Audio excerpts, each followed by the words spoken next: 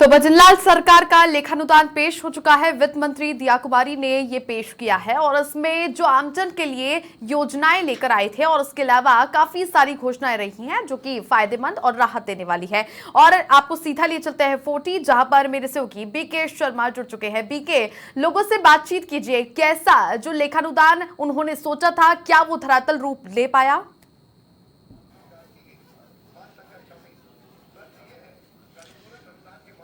जी हाँ, छवि परंपरा ये रही है कि लेखानुदान में बहुत ज़्यादा घोषणाएं नहीं होती हैं। केवल 3-4 महीने के जो खर्चों के लिए सरकार अनुमति मांगती है सदन से, लेकिन यहाँ पर एक तरह से वित्त मंत्री दिया कुमारी ने सरकार के जो कार्य योजना है उसका रोड मैप पेश किया है और यहाँ पर एमनेस्टी स्कीम्स की बौछार की है।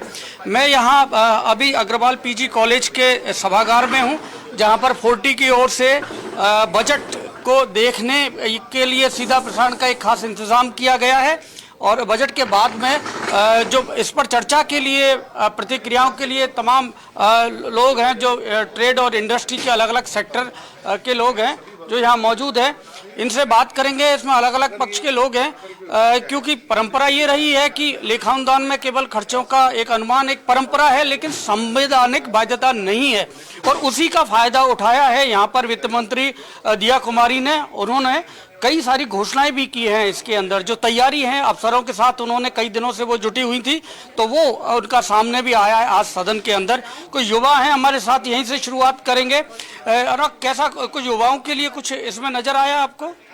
मेरे को लगता है ये युवाओं के लिए अच्छा बजट है। जो इन्होंने घोषणाएं करी हैं कि युवाओं को जो जॉब्स मिलेंगी और जितना इंफ्रास्ट्रक्चर और बाकी शिक्षा और हर जगह जो डेवलपमेंट होगा, जितना डेवलपमेंट होगा उसमें युवाओं का एक रोल रहेगा और उन सभी रोल में युवाओं को एक आगे बढ़ने का मौका मिलेगा, उनको बहुत सहायता मिलेगी। तो मेरे को लगता है नीलम मित्तल हमारे साथ है, मेडिकल सेक्टर, कई सेक्टर से जुड़ी हुई हैं। आप बताएंगे कि इसमें कई घोषणाएं की गई हैं। इन्होंने हेल्थ को काफ़ी तवज्जो दी है, हेल्थ के अलावा भी और अनुसंधान रिसर्च को काफ़ी ध्यान दिया गया है। आपको क्या लगा, किस तरह का ये लेखानुदान रहा? देखिए, मैं हर बजट में शामिल होती हूँ। ये जो बजट मैंने जो फील करा है, हर वर्ग को ध्यान में रखते हुए दिया गया बजट है। पहले शिक्षा, हमारा जो शिक्षा और 2-3 चीज़ों पे फोकस था, बिजली, पानी और सड़क। अब शिक्षा और स्वास्थ्य पर भी उतना ही फोकस दिया गया है। और अगर मैं बात करूँ महिलाओं के लिए या अपने किसी भी अपने जो मेडिकल फील्ड से रिलेटेड, तो पूरा फोकस किया गया है। हाईवे पे होने वाले एक्सीडेंट के लिए 25 हाईटेक एम्बुलेंस की व्यवस्था, जो कि एक बहुत ही ऐतिहासिक कदम होगा क्योंकि डेथ रेशो अगर हम देखें तो सबसे ज्यादा हाईवे पर ही जाता है। सेकंड, 25 हमारे बड़े हॉस्पिटल खोलने की, जहां जो गांव या जो हमारी सिटीज है जो अनटच है, वहां पे इस तरीके का ये कदम उठाना और पूरी गारंटी के साथ कि ये इम्प्लीमेंट होगा क्योंकि पिछली सरकार के थ्रू ये हो नहीं पाया था। तो इस तरीके से प्रबल उनके वचन आना कि नहीं, इस बार शिक्षा पे और स्वास्थ्य पे स्पेशल ध्यान दिया जाएगा, तो ये बहुत ऐतिहासिक बजट देखने को मिल रहा है। चाननमल अग्रवाल है, राडा के, राजस्थान ऑटोमोबाइल डीलर्स एसोसिएशन के अध्यक्ष हैं। एमनेस्टी स्कीम आपको मिली है, पुराने वाहनों को आप डिस्ट्रॉय कर सकते हैं और कई सारी घोषणाएं। पुराने वाहनों पर जो टैक्स की छूट दी है वो काफी सराहनीय कार्य है। कॉमर्शियल व्हीकल पर जो फिटनेस की पहले थी कि जहाँ से व्हीकल पास है सिर्फ वहीं फिटनेस होगी, अब कहीं भी इंडिया में फिटनेस करा सकते हैं। ये बहुत ही अच्छा कदम है, बहुत ही बढ़िया कदम है ट्रांसपोर्ट लाइन के लिए। डीजल पेट्रोल पर सिर्फ निराशा है कि एक डीजल पेट्रोल पर जो वेट कम करने की आज पूरी उम्मीद थी कि वेट कम होगा और केंद्र के सभी मंत्री, सभी नेतागण चुनाव से पहले घोषणा करके गए थे कि आप लोग डबल इंजन की सरकार बनाइए, आपको 10 से 12 रुपए लीटर डीजल पेट्रोल सस्ता मिलेगा। लेकिन बहुत ही निराशा हुई कि आज वेट, इस बजट में भी कोई घोषणा नहीं हुई और पूरी उम्मीद थी कि आज वेट कम करने की घोषणा होगी, लेकिन 10 से 12 रुपए लीटर वो सिर्फ एक तो ट्रांसपोर्टर और ऑटोमोबाइल बिजनेस से जुड़े हुए लोग हैं, उनको कई सारी रियायतें हैं, एमनेस्टी स्कीम है, लेकिन जो डीजल और पेट्रोल पर वैट की कमी की घोषणा का इंतजार लंबे समय से था और मुख्य एजेंडे में था बीजेपी के में, लेकिन इस बजट में तो नहीं हुआ, तो ये थोड़ी निराशा है। आप बताइए। औद्योगिक नीति के तौर पे कोई आमूलचूल परिवर्तन इसमें नहीं बताया गया है। एमनेस्टी स्कीम बहुत वेलकम स्टेप है और लैंड टैक्स जैसा है व्यवहारिक टैक्स जो लगाया गया था पुरानी सरकार द्वारा वो भी अबॉलिश कर दिया गया है, ये एक बहुत सराहनीय कदम है। पर रिप्स को बढ़ाया जाना चाहिए था, क्योंकि उद्यमिता के क्षेत्र में राजस्थान बहुत पिछड़ा है और यहाँ इंडस्ट्रीज की बहुत अपार संभावनाएं हैं। उसके लिए अभी तक कोई भी ऐसा घोषणा नहीं की गई है जिसे जिला स्तर पर टोल फ्री नंबर और एक केंद्र वो बनाएंगे। हाँ, लेकिन अभी भी आधारभूत संरचना के तौर पे बहुत सारे प्लग एंड प्ले सेंटर्स शुरू किए जा सकते हैं, जिससे कि नए जो एंटरप्रेन्योर है वो जाकर अपनी गतिविधियां शुरू कर सके। काफी यहाँ पर मुख्यमंत्री भजनलाल ने भी अपनी महिला जो वित्त मंत्री है उसको डिफेंड किया जब विपक्ष की ओर से यहाँ शोर शराबा हो रहा था। आप बताइए कि महिला वित्त मंत्री से महिलाओं को क्या मिला है इस बजट में? महिलाओं को बहुत सारी चीज़ें मिली है, चाहे वो मेडिकल से रिलेटेड है या हेल्थ से रिलेटेड है या सुरक्षा से रिलेटेड है, पर जो उद्योग से रिलेटेड जो एज ए एंटरप्रेन्योर जो काम कर रही है उनको उस बजट के अंदर जो छोटी छोटी उद्योग कर रही है महिलाएं, उनको जो ब्याज है में रियायत और वो थोड़ा मिलना चाहिए था, और ब्याज में रियायत मिलनी चाहिए। आप बताइए, मुस्कान आपकी काफ़ी कुछ बता रही है। राजस्थान पर्यटन का क्षेत्र है और हमने देखा है कि एक गोल्डन ट्रायंगल है दिल्ली, जयपुर और आगरा के बीच में, जिसको हमारे मुख्यमंत्री जी और प्रधानमंत्री जी ने मिलकर जब फ्रांस का प्रेसिडेंट आया तब एक रोड शो के थ्रू उजागर किया और उन्होंने एक चाय का बहाना लेकर, चाय पर चर्चा का बहाना करके यहाँ के टेक्सटाइल्स को प्रमोट करने की भी कोशिश की। इसीलिए बजट से भी हमें उम्मीदें थी कि पर्यटन के क्षेत्र में कुछ सब्सिडीज आएंगी, कुछ ऐसी रियायतें आएंगी। धार्मिक पर्यटन पर कुछ जोर दिया गया है इसमें? वो जोर दिया गया है, बट हमें सड़क सुरक्षा पे भी ध्यान देना पड़ेगा, शौचालयों पर भी ध्यान देना पड़ेगा। राजस्थान को इन बुनियादी सुविधाओं की जरूरत है जिसकी तरफ हमें ध्यान देना पड़ेगा। रिन्यूएबल एनर्जी को अगर हम इंट्रोड्यूस करते हैं और राजस्थान की स्वच्छता पे ध्यान देते हैं तो ये टूरिज्म ऑटोमेटिकली और इंक्रीज होगा, और साथ में अगर डायरेक्ट रोडवेज कनेक्शंस के ऊपर ध्यान दिया जाता है तो इससे हमें काफी फायदा। ट्रांसपोर्टेशन और कनेक्टिविटी बहुत जरूरी है। Doctor Sunita Sharma 40 women bank की प्रेसिडेंट हैं। तो सुनीता जी, आपने पूरा बजट बड़े ध्यान से सुना है, देखा है, तो क्या कहेंगे, कैसा रहा ये बजट? इंटरिम बजट होने के बावजूद भी बहुत सारी अनाउंसमेंट्स हुई हैं, और महिलाओं के विषय में अगर हम स्पेशली बात करें तो एजुकेशन, हेल्थ, सुरक्षा पे कई अनाउंसमेंट्स हुई हैं, लेकिन हेल्थ सेक्टर को बिलोंग करने की वजह से उसके अंदर में अभी बहुत काम बाकी है। महिलाओं की हेल्थ को लेके जो उन्होंने लाडो योजना 1 लाख रुपए का बॉन्ड है, प्रेगनेंसी डिलीवरी के बाद में अमाउंट 5,000 से बढ़ाकर 6,500 रुपए कर दी है, ये वेलकम स्टेप्स हैं। लेकिन इसके साथ में जो डे केयर को भी उन्होंने अब आयुष्मान योजना में शामिल किया है। बिल्कुल, सो ये अगेन एक बहुत अच्छा वेलकम स्टेप है। लेकिन इसके साथ में मैं ज़मीनी रूरल स्कूल्स और हेल्थ दोनों प्रोग्राम से जुड़ी हुई हूँ। मुझे पता है कि इन सर्विसेज की जो क्वालिटी इम्प्लीमेंटेशन है वो हमें कहीं पे भी नहीं दिखती। तो चाहे वो एजुकेशन है, चाहे सुरक्षा है, चाहे मेडिकल है, फ्री स्कीम्स के साथ साथ में हमें उनकी क्वालिटी इम्प्लीमेंटेशन की ज़रूरत है। और सबसे बड़ी मायूसी हुई वुमेन एंटरप्रेन्योरशिप की तरफ से। वहाँ पे हमें लगभग कोई भी अनाउंसमेंट्स जो हैं, चाहे वो ब्याज दरों में रियायतों के रूप में देखा जाए, एक स्पेशल इंडस्ट्रियल जोन के रूप में देखा जाए, या फिर स्टार्टअप्स के लिए फ्री लोन्स की तरह से देखा जाए, स्किल डेवलपमेंट्स की तरह से देखा जाए, तो उन तरफ में अभी भी कोई घोषणाएं अभी इस बजट में हमें देखने को नहीं। Doctor Sunita Sharma 40 women wing की प्रेसिडेंट है। सबसे बड़ा संगठन है महिला उद्यमियों का राजस्थान का, इसलिए उनके लिए घोषणा नहीं हुई, इसलिए थोड़ी सी निराशा जरूर है। लेकिन इन्होंने कुछ सकारात्मक बातों की तारीफ भी की है। 40 के मुख्य सचिव हैं गिरधारी खंडेलवाल। गिरधारी जी, आप बहुत गौर से सुन रहे थे, क्या मिला इस बजट में? आज की बजट में, क्योंकि एक अंतरिम बजट है, लेकिन मैं इसको ऐतिहासिक बजट बोलूँगा, माननीय उप मुख्यमंत्री दिव्या कुमारी जी ने दिया है। इसमें इतनी घोषणाएं की हैं कि अगर ये जमीनी पटल पर उतर जाएं तो राजस्थान प्रदेश में विकास की लहर दौड़ेगी, इसमें कोई दोहराई नहीं। और माननीय प्रधानमंत्री जी का जो सपना है विकसित भारत का, उसमें बहुत आगे वो बढ़ेगा। लेकिन आज व्यापार उद्योग को बहुत बड़ी उम्मीद थी कि पेट्रोल और डीजल में कहीं ना कहीं कोई वैट में कमी होगी, क्योंकि सभी जहां जहां बीजेपी की सरकार है, डबल इंजन सरकार है, वहां पे पेट्रोल और डीजल का टैक्स में काफ़ी रेट में फ़र्क है। तो ऐसा हम उम्मीद करते थे, लेकिन इस तरह की कोई घोषणा नहीं हुई, क्योंकि आज की ट्रांसपोर्टेशन या ऑटोमोबाइल ट्रेड में रीढ़ की हड्डी है व्हीकल और ये डीजल और पेट्रोल, इसलिए हम उम्मीद करते थे। लेकिन देखते हैं नेक्स्ट बजट में। मुझे लगता है कि किसी विशेष आयोजन के लिए इस बड़ी घोषणा को बचा रखा है, क्योंकि मुख्य एजेंडे में है भारतीय जनता पार्टी के चुनाव से पहले वैट कम करेंगे पेट्रोल डीजल पर, लेकिन इसमें नहीं किया इन्होंने। ये जरूर थोड़ा सा चर्चा का विषय हो सकता है। सुरेश अग्रवाल हैं 40 के प्रेसिडेंट। सर, एमनेस्टी स्कीम्स की घोषणा की है, तो ये संकेत ये भी देता है कि आपके पास खजाना खाली है, तो जो पेंडिंग मामले हैं उनका निस्तारण करके पैसा भी आए और लोगों को मुक्त करें जो विवादित मामले हैं। तो ये हर सेक्टर में एक एमनेस्टी स्कीम, रिको के लिए आपकी काफी समय से मांग थी, वो भी इसमें मानी गई है। तो क्या कहेंगे इस बजट को?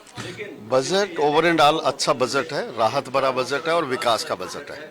और एमनेस्टी स्कीम की जैसे आपने बात की, ये 40 की बहुत टाइम से डिमांड थी कि एमनेस्टी स्कीम करीब करीब हम सेक्टर में, हर एक सेक्टर में लाई जाए, ताकि सरकार का रेवेन्यू बढ़े, लोगों के पास जो केसेस वगैरह वो ख़त्म हो और न्यायालय में भी केस इससे कम होंगे।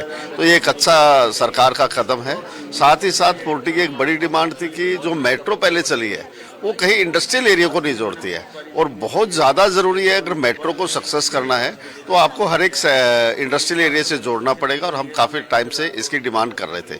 तो इस सरकार ने इस चीज़ को इसमें जोड़ा है कि सीतापुरा इंडस्ट्रियल एरिया और वीकेआई जोड़े, और आगे वाले इंडस्ट्रियल एरिया भी मेरे को लगता है आगे आने वाले टाइम में उनको भी जोड़ेंगे, तो मेट्रो भी सक्सेस होगी। मेट्रो के साथ साथ और हमारे सहयोगी लीलाधर भी जुड़े हुए हैं। लीलाधर, लोगों की क्या राय है? अब लेखानुदान पेश हो चुका है, लोगों की जो राय निकल कर आ रही है, क्या कुछ चर्चाएं?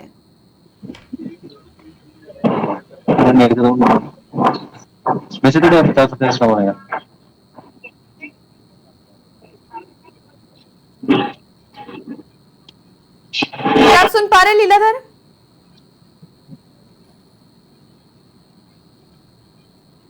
चलिए, लीलाधर तक मेरी आवाज नहीं पहुंच पा रही है, और मेरे सहयोगी रवि कोटा से जुड़ चुके हैं। रवि, लेखानुदान पेश हो चुका है, कोटा वासियों के लिए कितनी राहत?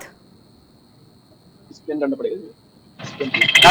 बिल्कुल, बता दें कि लेखा जो वित्त मंत्री है उन्होंने आज पेश कर दिया है बजट। पहला बजट जो है भाजपा भजनलाल शर्मा का सरकार का जो है वो पेश हो चुका है। कुछ किसान से जुड़े जो नेता हैं वो भी हमारे साथ मौजूद हैं। किसानों को लेकर कई बार संघर्ष किया है, कहीं किया है। किसानों को लेकर क्या कुछ बजट में रहा वो इन्हीं से जानते हैं। कितने बजट आज सरकार का था वो पेश किया जा चुका है?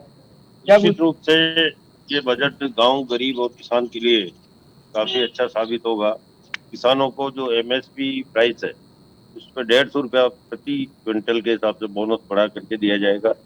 किसानों को जो सम्मान निधि के उस राशि में बढ़ोतरी की गई है, और भी अनेक 300 यूनिट बिजली फ्री, इस तरह की कई अनेक कल्याणकारी योजनाएं किसानों के हित में की गई है।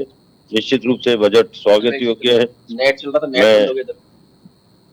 डॉक्टर एल एन शर्मा, पूर्व प्रदेश उपाध्यक्ष, भारतीय जनता पार्टी किसान मोर्चा। उद्योग से जुड़े कुछ लोग भी हमारे साथ मौजूद हैं। सर, उद्योग से आप जुड़े हुए हैं काफी, जो है उद्योग को लेकर क्या लगता है आपको? जो सरकार ने बजट पेश किया उसमें कहने के उद्योग को राजस्थान सरकार का जो बजट आया है स्वागत योग्य है। उद्योगों को सरकार ने एमएसएमई के माध्यम से काफी राहत प्रदान की है। जो भी नए उद्योग लगाना चाहते हैं उन सबको सरकार की तरफ से बहुत सुविधाएं दी गई है।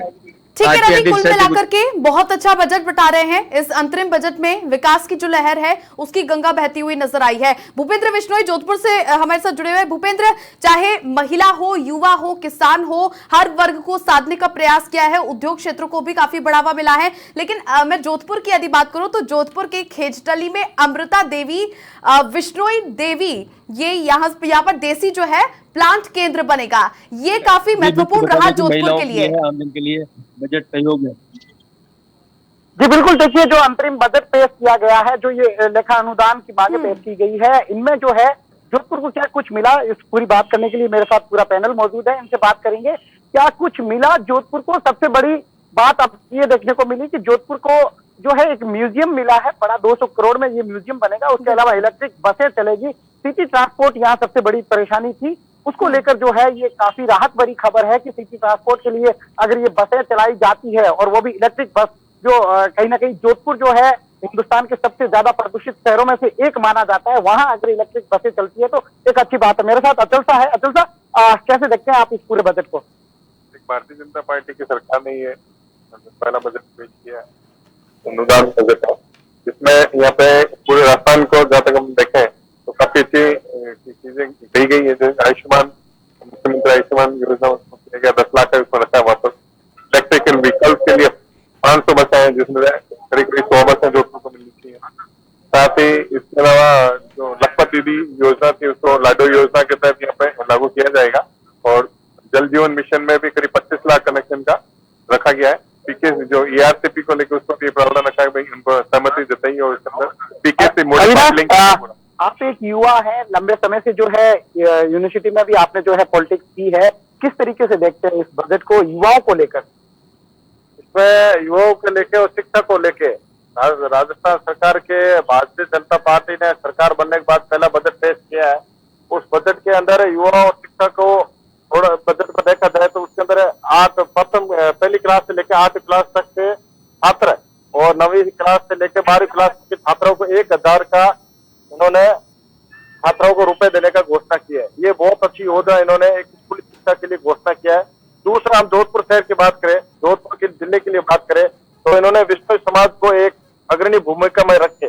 उसमें एक बहुत लंबे समय से समाज की एक मुहिम चल रही थी कि अमृता देवी गार्डन, अमृता देवी म्यूजियम की बहुत केंद्र सरकार से भी हमारी दरख्वास्त की थी विश्व समाज के युवाओं ने और विश्व समाज के नेताओं ने। तो उसमें सरकार ने जो भूमिका समाज के लोगों की भावनाओं को समझा और अमृता देवी जो पर्यावरण बचाव के लिए शहीद हो गए थे, उनके लिए एक पार्क की घोषणा की, म्यूजियम की घोषणा की। ये हमारे जोधपुर के लिए बहुत अच्छी सौगात प्राप्त हुई है। शंभू सिंह जी हमारे साथ में है, आप कांग्रेस से बिलोंग करते हैं। इस बार जो है कांग्रेस का मुख्यमंत्री नहीं है, बीजेपी का मुख्यमंत्री है, तो किस तरीके से देखते हैं? जो मुख्य मुद्दा था, जो बार बार घोषणा हो रही थी कि पेट्रोल महंगा, डीजल महंगा, वेट नहीं है, महंगाई हो, जिस महंगाई के मुद्दे को लेकर ये भाजपा सरकार ने बहुमत हासिल किया है। वेट के अंदर महंगाई के रोक में 1 रुपए भी दिया नहीं, एक छूट दी नहीं, टैक्स कोई माफ नहीं है, वही पेट्रोल के भाव है, वही डीजल के भाव है। रहने के नाम पर सिर्फ घोषणा और भाषण थे, लेकिन हकीकत रूप में बजट के रूप में 0 है। तो आप भी तो करते हैं ना? हमने नहीं किया, इसलिए हम हार गए।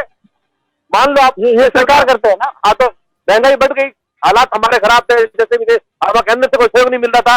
हमने हमारे बूथे पर राजस्थान की आय के जो साधन थे उसके बूथे पर हमने विकास किया, बहुत सारी योजना दी, और जो योजना और विकास था, चाहे चिरंजीवी योजना हो, चाहे आदिश योजना हो, विकास के मामले और योजना मामले पूरे हिंदुस्तान के अंदर कांग्रेस अव्वल रही है, तो गलत साहब अव्वल रहे हैं।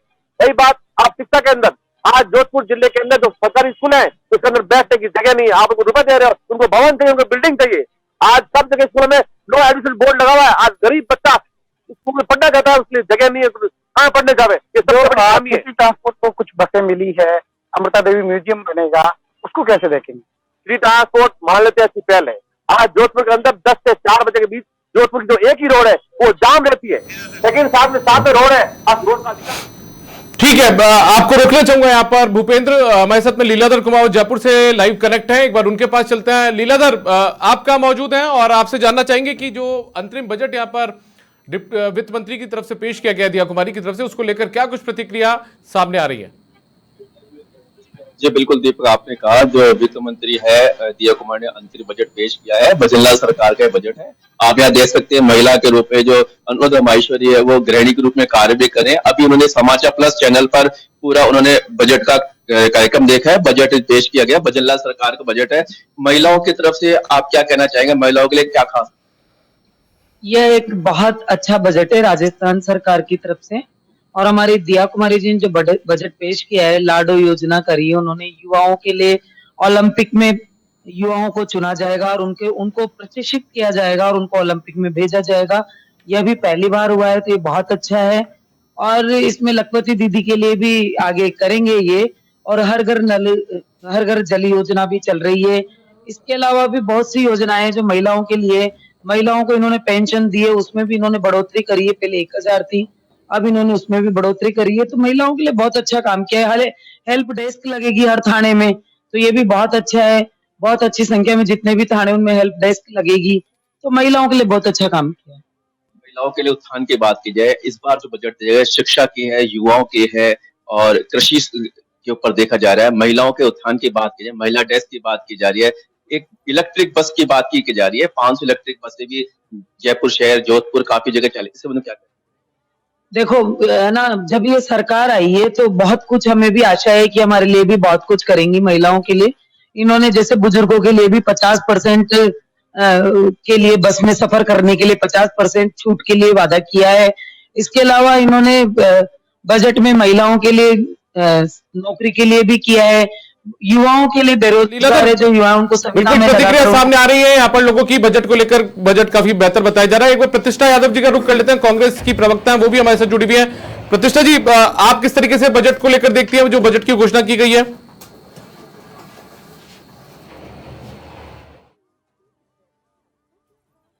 बजट के अंदर जो भी घोषणाएं की है वो जो उम्मीदें हमें थी बजट में, एक महिला वित्त मंत्री बजट पेश कर रही थी तो निश्चित रूप से हम चाह रहे थे कि महिलाओं को हमें गृहिणियों को घर चलाना होता है और घर चलाने के लिए जो महंगाई आज बढ़ी हुई है उस चरम पर है, उसके लिए हम उम्मीद कर रहे थे कि वो कुछ ना कुछ राहत करेंगे। पेट्रोल डीजल का एक बड़ा है वो इनका चुनावी भी मुद्दा था कि खुद प्रधानमंत्री जी बोल के गए थे कि 10-12 रुपए लीटर सस्ता होना चाहिए राजस्थान में पेट्रोल डीजल, उस पर कुछ भी नहीं किया गया। दूसरा, महिलाओं के लॉ एंड ऑर्डर की बड़ी बातें इन्होंने की थी लेकिन इसका कोई विजन पेश नहीं किया गया कि किस तरह से अपराधों को ये लोग रोकेंगे। दूसरी बात अगर हम किसान की करते हैं तो किसान के लिए भी पूर्ण रूप से निराशाजनक एक बजट है और गृहिणियों के लिए तो विशेष तौर पर कहीं पर देखिए किसानों के लिए तो योजना लेकर आ ही रही है ना सरकार, उनको 5 लाख तक का कर्ज दिया जाएगा। क्या कह रहे हैं आप? मैं कह रहा हूं किसानों के लिए तो घोषणा की गई है ना गोपाल योजना। नहीं, उसमें आप एक बात बताइए कि 1 लाख के अंदर 2 गायें आती है, 2 गायों से मुश्किल से आएगी 2 गाय। 2 गाय से किसी भी किसान का क्या, ना तो वो गोपालक बन सकता है उससे, या तो डेयरी के लिए कोई लोन वगैरह की व्यवस्था होती सरकार की तरफ से, कोई सब्सिडी कोई लोन वगैरह की व्यवस्था होती, या उनको जैसे क्योंकि हमारे टाइम में किसान आत्महत्या कर रहे हैं कर्ज की वजह से, ये बड़ा मुद्दा बीजेपी ने उठाया था, तो आज किसानों को कोई राहत ये देते भाई। हमने सरकारी बैंकों का कर्ज माफ कर दिया था, किसानों का 1800 करोड़ का कर्ज हमने माफ किया था, लेकिन इन्होंने 1 रुपए का कर्ज माफ नहीं किया क्योंकि अभी तो इनकी डबल इंजन की सरकार है, तो निश्चित रूप से डबल इंजन की सरकार का बेनिफिट किसानों को मिलना चाहिए था और जो प्राइवेट बैंक है उनका कर्ज भी इनको माफ करना चाहिए था, क्योंकि जब ये चुनाव में इतनी बड़ी बड़ी बातें करते हैं कि आपने कुछ नहीं किया कुछ नहीं किया, तो अब तो समय है, आपके पास है, आपके हाथ में है, दोनों सरकारें आपकी है, तो सेंटर से इसमें सहयोग लेकर किसानों के लिए ये करना चाहिए था, एक राहत देनी चाहिए थी। दूसरी बार 2024 में किसानों की आय दोगुनी होगी, ये प्रधानमंत्री का वादा था, लेकिन किस तरह होगी ये इसका विजन अभी तक समझ में नहीं आया। 24 तो आ गया, आज भी किसान वेट कर रहा है कि मेरी आय उतनी ही रह जाए 2014 में थी, क्योंकि आज आय तो बढ़ना बहुत दूर की बात है। ठीक है प्रतिष्ठा जी, मैं रोकूंगा आपको। हमारे साथ में बीके शर्मा हमारे वरिष्ठ सहयोगी हैं, वो लगातार जुड़े हुए हैं, उनके पास भी हम चलेंगे कुछ देर में, क्योंकि वो भी, उनके साथ भी एक जो गेस्ट है उनका बड़ा पैनल मौजूद है, 40 के जो सदस्य हैं वो उनके साथ मौजूद हैं। तो लगातार जो बजट पर कवरेज है वो हमारी जारी है। कुछ देर में बीके शर्मा हमारे साथ जुड़ेंगे।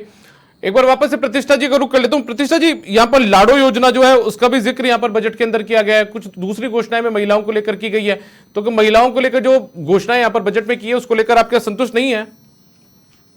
नहीं, बिल्कुल भी नहीं है, क्योंकि ये 1-2 योजनाएं हैं जिनको थोड़ा बहुत आगे बजट बढ़ाया गया है। ये योजनाएं पहले से चल रही थी, केवल नाम बदले गए हैं।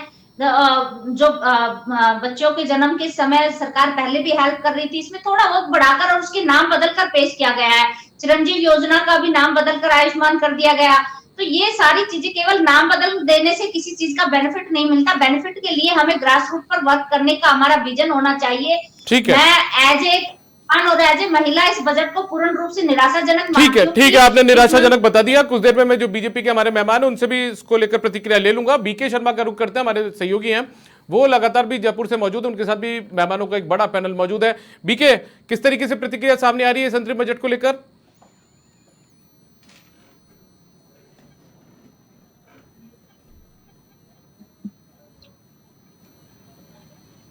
लेखानुदान की उसमें बहुत ज़्यादा योजनाओं की घोषणा नहीं होती, लेकिन जो आगे 3-4 महीने के लिए खर्चों की अनुमति सदन से ली जाती है। लेकिन जिस तरह से दिया कुमारी ने यहाँ जो रोड मैप पेश किया है और बहुत सारी योजनाएं उन्होंने खासतौर से चिकित्सा, शिक्षा, इंफ्रास्ट्रक्चर और एमनेस्टी योजनाओं की घोषणा की है, वो एक काबिले गौर है। तो इसी पर चर्चा के लिए हमारे साथ बहुत सारे जो अलग अलग उद्योग और व्यापार के अलग अलग सेक्टर के प्रतिनिधि हैं, इनसे बात करेंगे।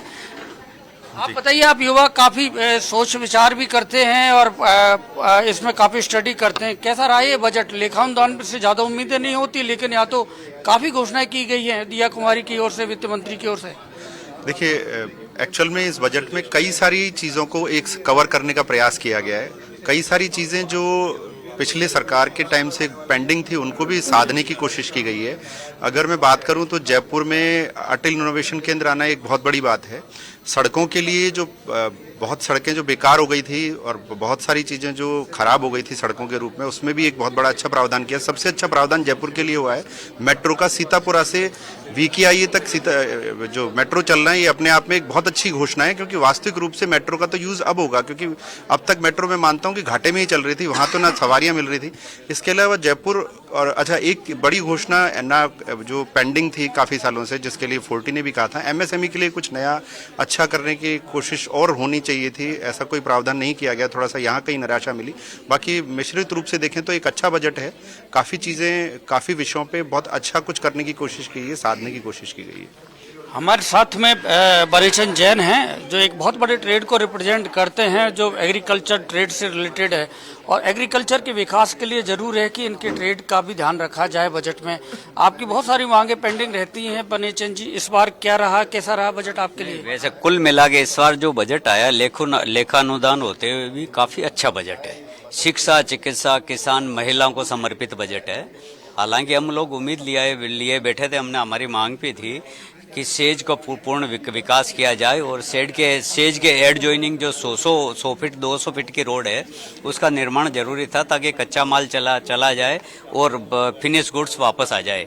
हालांकि खटवाड़ा रोड 220 साल से पेंडिंग है, 200 फीट की रोड जो पैरेलल चलती है रिंग रोड के, परंतु उसके अभी कोई घोषणा तो नहीं की। उसके बावजूद भी जो 6,000 रुपये से 8,000 रुपये PM निधि योजना जो किसानों के लिए लागू की, अच्छा है। गुड़ और चीनी पे जो इन्होंने माफ़ किया है मंडी शुल्क, ये भी अच्छी योजनाएं हैं। और KG से लेके PG तक शिक्षा फ्री है। और जो IT सिटी बनाने जा रहे हैं, हमें उम्मीद कर रहे हैं कि सेज के अंदर अजमेर रोड पे महिंद्रा सेज में ही बनेगी, परंतु उसकी अभी तक पूरा स्पष्ट कुछ घोषणा नहीं है। विश्वकर्मा पेंशन योजना भी अच्छी योजना है।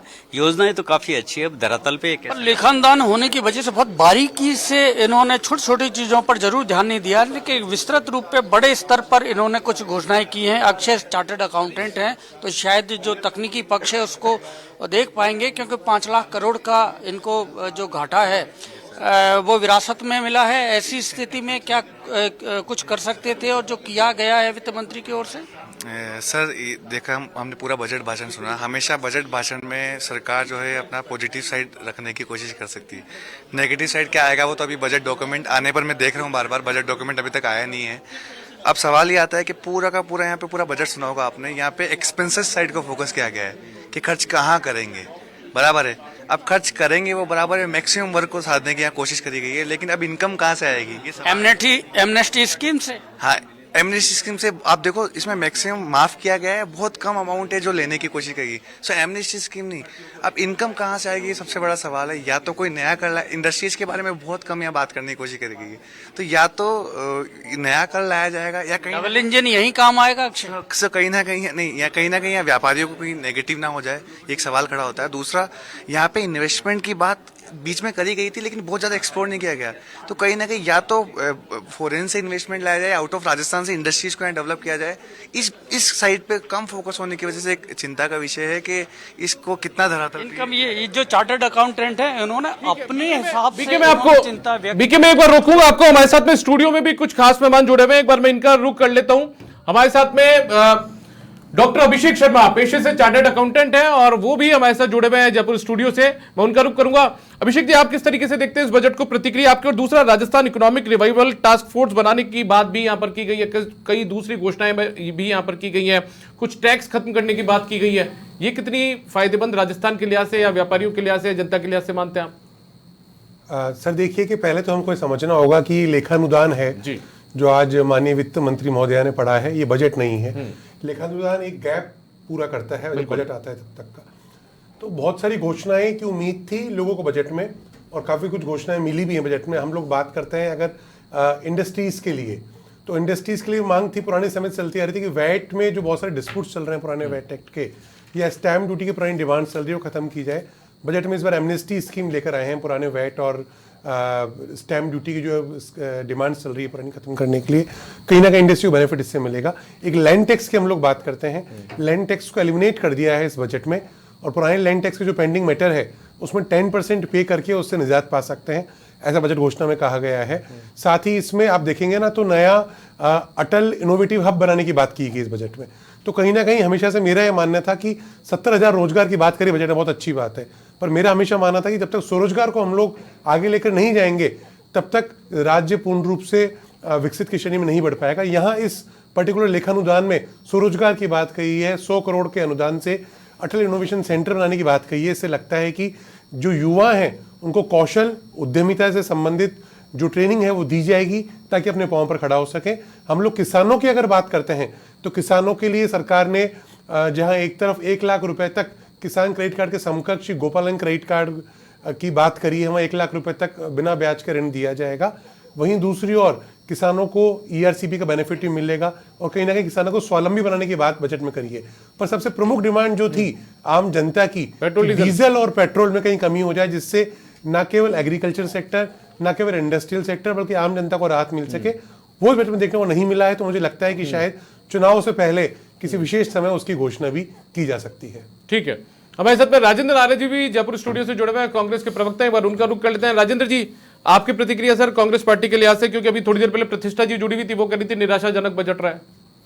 देखिए, जहाँ तक बजट की बात है तो आपको पता है 23-24 के बजट में पूर्ववर्ती सरकार ने तमाम चीज़ें की थी और उसके अंदर तमाम वो चीज़ें थी, और इसके अंदर एलोकेशन की बात है तो जहाँ तक इनको चीज़ें स्पष्ट करनी चाहिए थी, क्योंकि जहाँ तक OPS की बात है तो OPS को लेकर भी फंड्स वगैरह के लिए करना चाहिए था। और जैसे SST फंड को जिस तरीके से पिछली सरकार ने 500 करोड़ से बढ़ाकर 1,000 करोड़ किया था, और उसके लिए कानून भी पारित किया था कि SST फंड को कानूनी रूप से खर्च करने के लिए बाध्य किया जाए, उसको गारंटी के रूप में लिया जाए, लेकिन उसके ऊपर नहीं है। पेट्रोल डीजल के ऊपर राहत की कोई बात नहीं है। और अभी 2-3 दिन पहले मैं एक खबर भी देख रहा था जिसमें सरकार ने अपनी आबकारी जो शराब नीति है उसके ऊपर जो दिया ना, उसमें कहा कि भाई 3 गुना बेचो और लाइसेंस फीस में मतलब 50% की छूट पाओ। तो ये क्लब, रेस्टोरेंट और जो बार हैं उनके लिए तो अब ये इस सरकार का कोई विजन तो है नहीं, और विजन के लिए इनको बार बार दिल्ली भागना पड़ता है। विजन वहाँ से आ रहा है, जबकि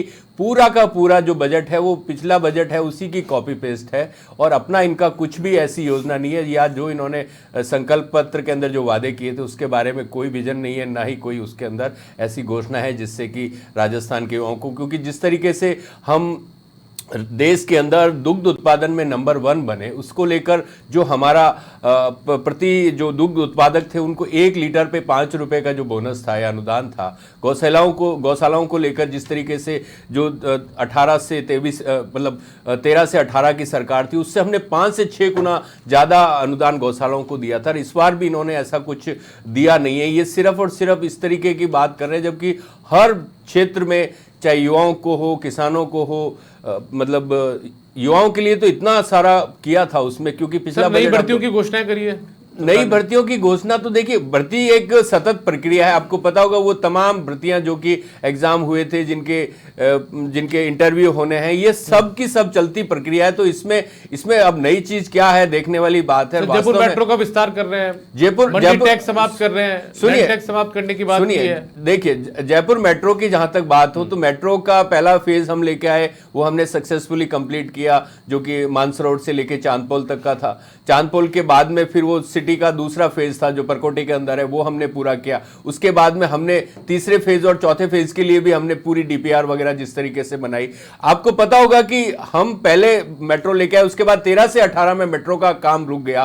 तो वास्तव में अगर उस वक्त से जो चीजें चलती रहती तो आज पूरे मतलब जयपुर के अंदर चाहे सीतापुर इंडस्ट्रियल एरिया हो, चाहे इधर से रुक जाती तो फिर बड़ी चौपड़ तक मेट्रो कैसे पहुंचती सर? 5 साल रुक जाता काम, यदि 2000 नहीं काम तो चालू ही था ना। आपको पता है कि जो टनल बोरिंग मशीनें लगातार काम कर रही थी, लेकिन उसको धीमा किया गया। मैं आपको बोल रहा हूं, क्योंकि 5 साल के पीरियड में आप उधर से ट्रांसपोर्ट नगर तक भी पहुंचा सकते थे और इधर वीकेआई से लेकर सचिवालय तक भी अटल जी बैठे हैं, अटल खंडेलवाल जी बीजेपी के प्रवक्ता हैं। आपका भी बहुत स्वागत है अटल जी, आप भी इस चर्चा में शामिल होइए। बताइए कांग्रेस के आरोपों का जवाब किस तरीके से आप देंगे? आपको लगता है कि कुछ भी घोषणा नहीं हुई या सरकार ने कुछ किया है लेखानुदान में? पहले तो अपने को ये समझना पड़ेगा कि भाई ये अंतरिम बजट है, इसमें आय व्यय का ही ब्यौरा होता है।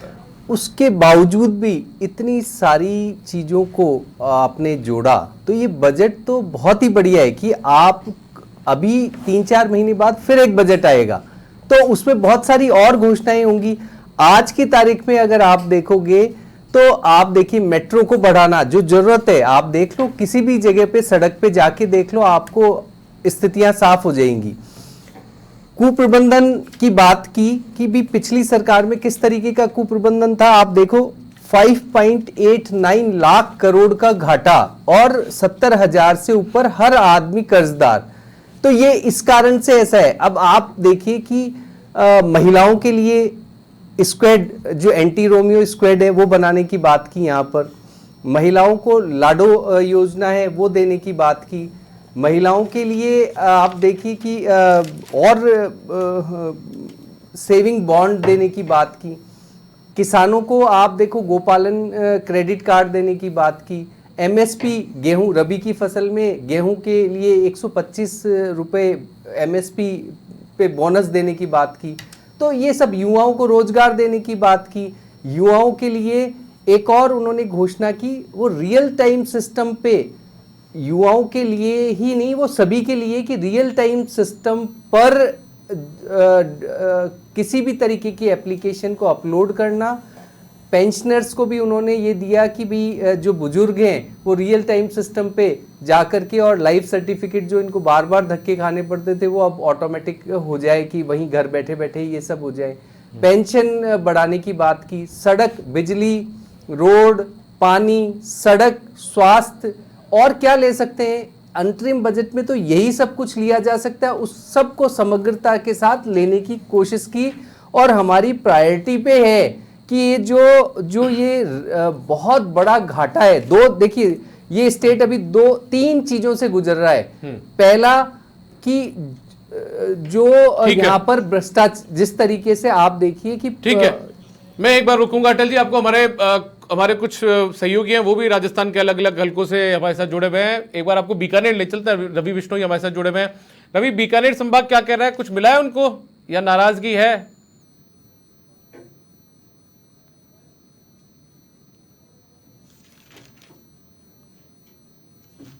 रवि, आपकी आवाज मेरे पास नहीं आ पा रही है।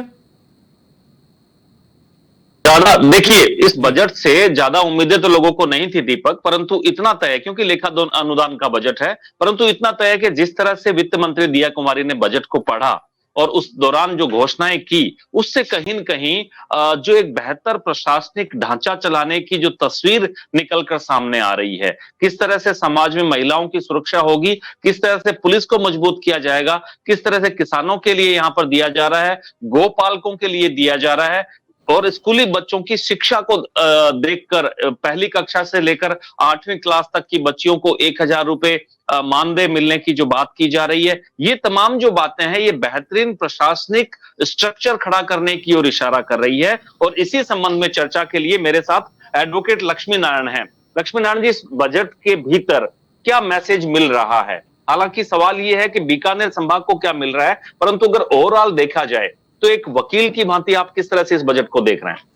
देखिए, हमारी आदरणीय उप मुख्यमंत्री जी तो वित्त मंत्री भी राजस्थान की महिला होने के नाते इस बजट में सबसे ज्यादा महिलाओं के सम्मान और उनकी सुरक्षा पर ध्यान दिया है।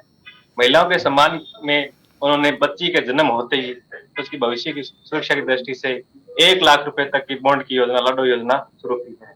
महिलाओं को जो मातृत्व राशि सम्मान मिलता था 5,000 रुपए, उसको बढ़ा के 6,000 रुपए किया है। तो बालिकाएं शिक्षा से वंचित न रहे, उसके लिए 12वीं तक की छात्राओं को 1,000 रुपए वार्षिक अनुदान देने की घोषणा की है। ये सब महिलाओं की सुरक्षा और उनकी सिक्योरिटी के लिए जो कदम उठाए वो वाकई सराहनीय है। तो कुल मिलाकर बेहतरीन प्रशासनिक ढांचे की ओर बढ़ती हुई सरकार नजर आ रही है। जी बिल्कुल, बेहतरीन प्रशासनिक ढांचे में आप देखिए कि जयपुर मेट्रो का विस्तार करने की है, स्कूलों के अंदर शौचालय निर्माण के लिए उन्होंने अलग से फंड दिया है, ग्रामीणों के लिए सड़कों के निर्माण के लिए अलग से फंड दिया है। इस प्रकार से उन्होंने हर क्षेत्र को इसमें छूने का प्रयास किया है। बिल्कुल, हमारे साथ दीपक रामचंद्र जी हैं जो पेशे से शिक्षक भी हैं और LIC अभिकर्ता भी हैं। बहुत से लोगों से आप लोगों का रोज लिंक रहता है। जिस तरह से योजनाएं आई है गो पालन के लिए, क्या ये स्वागत योग्य कदम है? लोगों का ग्रामीण इलाकों में किस तरह का रुझान रहने वाला है? बिल्कुल बिल्कुल, बहुत अच्छा बजट जो पेश किया है गोपालकों के लिए, गौ माता के लिए। जो बीजेपी ने, भाजपा सरकार जो आज तक जो करती आई है उसके अकॉर्डिंग ही चल करके इन्होंने बजट पेश किया है। और ग्रामीण क्षेत्र में जो छोटे छोटे तबके के जो लोग हैं, जो पशुपालन से वो कहीं हद तक दूर जा रहे थे, उन लोगों को इससे बहुत बड़ा सहयोग मिलेगा। इसी के साथ एक महिला होने के नाते और भाजपा सरकार का ये जो पहला बजट था, इसके अंदर जो महिला सशक्तिकरण की ओर ध्यान दिया गया है, ये बहुत अच्छा सराहनीय कदम है। इसके बाद में जो एक वर्ग, जो मूल OBC का जो वर्ग है, उसके लिए जो विश्वकर्मा योजना के तहत जो उन्होंने एक योजना शुरू की है, उसके अंदर जैसे पेंशन योजना लागू की है, तो ये एक बहुत ही सराहनीय कदम है। बुजुर्गों का भी इसके अंदर ध्यान रखा गया है। जो 70 से 80 वर्ष के जो बुजुर्ग है, उनको, वरिष्ठ नागरिकों को जो 50% की छूट दी है। इसके बाद में सबसे बड़ी बात, जो शिक्षा से जोड़ने का, जो बच्चियों को गाँव में जो आंगनबाड़ी कार्यकर्ता है, उनका जो 10% मानदेय बढ़ा है, वो एक बहुत ही सराहनीय कदम है। क्योंकि जो आंगनबाड़ी कार्यकर्ता है वो प्रत्येक परिवार से जुड़ करके और उनको सरकार की या हर तरीके की सुविधा देने की कोशिश करती है और वो उनको जरूरत भी। बिल्कुल, देखिए दीपक, कुल मिलाकर जैसा कि मैं जिक्र कर रहा था, एक बेहतरीन प्रशासनिक ढांचे को एक मार्ग पर ले जाने का प्रयास उप मुख्यमंत्री, वित्त मंत्री दिया कुमारी का इस बजट के दौरान देखने को मिल रहा है और लोग बाग इसका स्वागत भी कर रहे हैं। एक और अहम बात दीपक, बहुत से लोगों से मेरी बातचीत हुई, बता रहे हैं पुलिस का सुदृढ़ीकरण जो है वो किया जाएगा। हालांकि हेल्प डेस्क समूचे थानों में खुली हुई है, परंतु उसका संचालन नहीं होता और उसको बेहतरीन ढंग से संचालन करने के लिए कहीं न कहीं, और वहां भी देखिए अभी कुछ दिनों पहले नोखा जो पुलिस स्टेशन है, वहां एक परिवादी महिला पहुंचती है परिवाद लेकर और पुलिसकर्मी उसी से छेड़छाड़ कर लेते हैं, जबकि वहां महिला डेस्क का होना बहुत अनिवार्य था। और बाद में तो कुल मिलाकर इन चीजों का स्वागत दीपक कहीं कहीं किया जा रहा है और धीरे धीरे इस बजट के जितने भी पॉइंट सामने आएंगे हम आप तक और भी बीकानेर की प्रतिक्रिया पहुंचाएंगे। ठीक है, अब हम दूसरे रवि के पास चलते हैं जो कि हमारे साथ में झीलों के शहर उदयपुर से मौजूद है। एक बार उनके पास चलते हैं, उनकी भी प्रतिक्रिया जानते हैं कि आखिर क्या कुछ झीलों का शहर उदयपुर कहता है इस अंतरिम बजट के बाद, लेखानुदान पेश होने के बाद में। जी रवि मल्होत्रा, बताइए, बात करिए, आपके साथ जो लोग मौजूद है उनसे प्रतिक्रिया लीजिए। देखिए, बजट यहाँ पर लेखानुदान जो है पेश कर दिया है उप मुख्यमंत्री जो है दिया कुमारी ने। उसके बाद में काफी लोग जो है यहाँ बजट जो लगातार देख रहे थे समाचार पत्र पर। उसके बाद अब हम उनसे बात करेंगे कि महिलाओं के लिए किस तरह की बात यहाँ पर जो है लगती है। उसके अलावा उद्योग से रिलेटेड अगर उनको लगता है कि क्या दिया गया, बहुत सारी जो चीजें वो जो है हम इनसे बात करेंगे। एक बार जो है मैं यहाँ शुरुआत करता हूँ इस पर बात करने के लिए। सबसे पहले जो है मेरे साथ में जो है प्रवीण जी है, तो प्रवीण जी से बात करता हूँ। प्रवीण जी, आप उद्यमी भी हैं, तो आपको क्या लगता है पूरे बजट को देखकर कि क्या मिला है, क्या नहीं मिला है, क्या होना चाहिए था? सबसे पहले आज का जो बजट माननीय वित्त मंत्री जी ने पेश किया है, युवाओं को ध्यान में रखते हुए किया, महिलाओं को ध्यान रखते हुए किया, स्वरोजगार के बारे में सबके लिए बोला। पर जो कि कोई उद्यमी होने के नाते या उद्योग के बारे में जो हमने सोचा था कि इस लेवल पे उद्योग को बढ़ावा देने के लिए नए इंडस्ट्रियल एरिया की घोषणा होनी चाहिए, या इलेक्ट्रिसिटी जो है आज बहुत बड़ी समस्या है, बहुत ज्यादा हाई है राजस्थान के अंदर इलेक्ट्रिसिटी, तो इलेक्ट्रिसिटी की जो चार्जेस है वो काफी कम करना चाहिए। ऐसी कुछ उम्मीदें थी, वो थोड़ी सी कम हुई है। बाकी बजट अच्छा है, स्वागत चलिए और प्रतिक्रिया लेते हैं। हमारे साथ में आनंद जी, उनसे भी हम बात करते हैं कि बजट आपने पूरा देखा है, क्या लगता है आपको इस बजट को देखकर कि किस तरीके का बजट है यहाँ पर? देखिए, एज अ इंडस्ट्रियलिस्ट होने के नाते, बिजनेसमैन होने के नाते हमें काफी एक्सपेक्टेशन थी कि इस बार जो है इंडस्ट्रीज को काफी हमें सहूलियतें मिलेगी, काफी रिबेट्स मिलेगी, और ऐसा कुछ देखने को मिला नहीं है।